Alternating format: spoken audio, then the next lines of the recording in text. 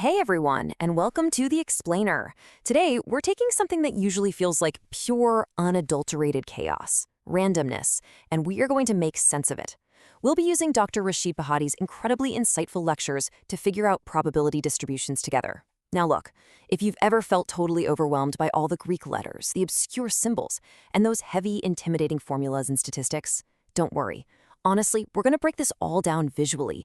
We'll map the math right back to the real world, discovering how these concepts actually work, without getting lost in the weeds. Okay, let's dive into our roadmap for today. We're structuring our journey perfectly, starting from micro-level discrete counts all the way out to macro-level continuous curves. We'll hit variables, the binomial distribution, Poisson, the normal curve, and then finally compare the big three. Part 1. Meet the variables. Right, so before we get into any formulas whatsoever, we have to understand the absolute foundation of it all, random variables. These are variables whose exact values are determined purely by chance. You just can't predict them with absolute certainty before an event actually happens. And there is this stark, hard line in statistics separating two types of these variables, discrete and continuous. Let's look at the discrete side first. These represent countable values with distinct, measurable gaps between them. Think of the number of hospital admissions in a day. You can have 5 admissions or you can have 6, but you literally cannot have 5.3 admissions, right? They mathematically hop from whole number to whole number. On the other hand, continuous variables flow smoothly without any gaps at all. They can take literally any value within a range. Think of human height. You aren't just exactly 68 inches or 69 inches tall. If we measure precisely enough, you might be 68.423 inches. A continuous variable doesn't hop. It guides fluidly across an infinite spectrum. Section 2, Binomial, counting your successes. Let's start with our first discrete distribution. This specific mathematical setup is absolutely perfect for when you're counting the number of successes in a predefined fixed number of trials. Think of n and p as your primary control knobs on a giant mathematical soundboard. These two specific numbers completely define the shape and the final outcome of your binomial distribution.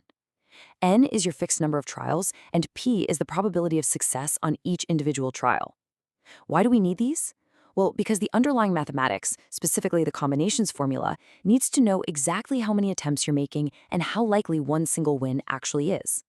Once you set these two distinct dials, the formula takes over, mapping out your entire probability landscape and telling you exactly how likely any specific number of successes will be out of that total. But here's the catch. You can only use the binomial formula if your scenario perfectly meets 3 very strict assumptions. First, you gotta have a fixed number of trials, n. You can't just start flipping a coin, decide you're having a good time, and change the total number of flips halfway through. It completely breaks the foundational math. Second, the trials must be entirely independent. The outcome of one single event cannot affect the next one in any way. If drawing a card changes the odds of the next draw, you can't use binomial. And third, a constant probability of success, p. Every single trial has to have the exact same odds. If even one of these rules is broken, the whole binomial distribution falls apart entirely. Anchoring this to reality, let's look at a concrete example straight from Dr. Bahadi's notes. Say we know that 29% of people in a specific population smoke. Our p, that constant probability of success, is 0.29. If we randomly select a group of 10 people, our fixed n is 10. Now, because our p is less than 0.5, our distribution visibly skews to the right.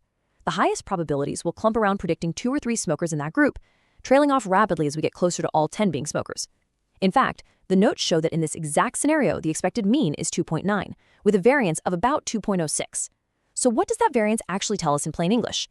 It means that while you expect to find around 3 smokers, the spread of the data suggests that finding anywhere from 1 to 5 smokers is totally within the realm of normal probability. It's a highly elegant way to predict discrete outcomes for a small, defined group. But here is where we pivot, because we hit a massive mathematical wall. What if n is massive? Say, evaluating an entire country's population. And what if p is tiny, incredibly close to 0? The binomial formula relies heavily on calculating factorials. Trying to compute those combinations for an n of 300 million is a computational nightmare that will literally break standard calculators, which begs an incredibly important question.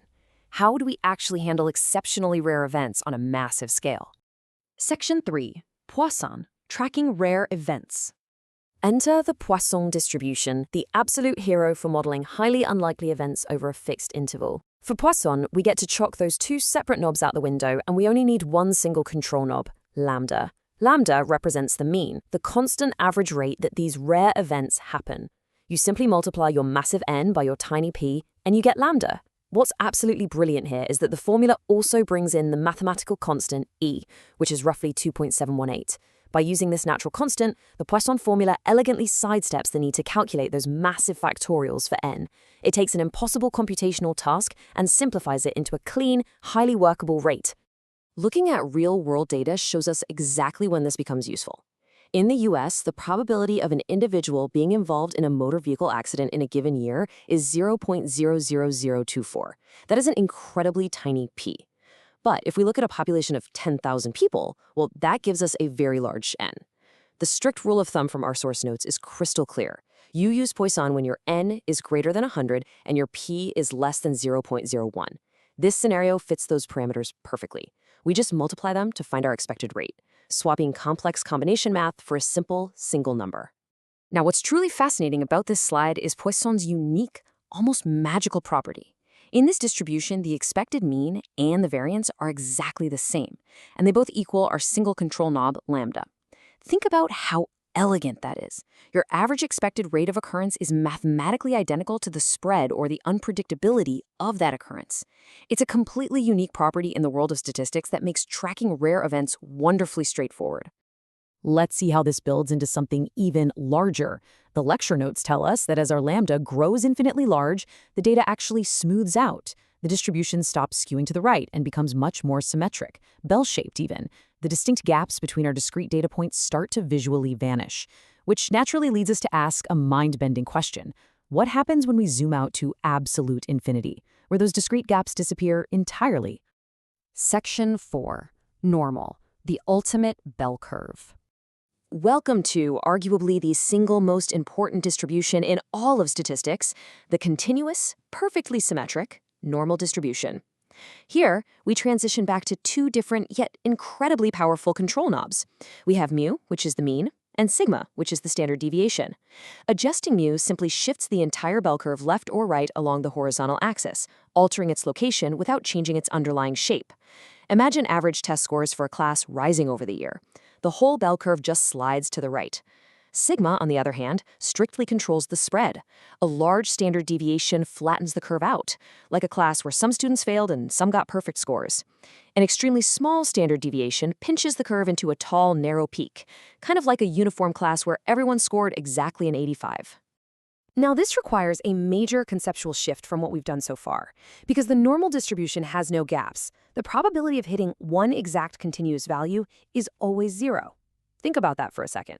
Because there are literally infinite possible values with 0 gaps between them, a single exact point on the line has absolutely no width. Therefore, probability can only be measured as the mathematical area under the curve between two specific points. You can't ask the probability of someone being exactly 68.0000 inches tall. You have to ask the probability of someone being between 67 and 69 inches tall. And the total area under that beautiful continuous curve always perfectly equals 1, representing exactly 100% probability.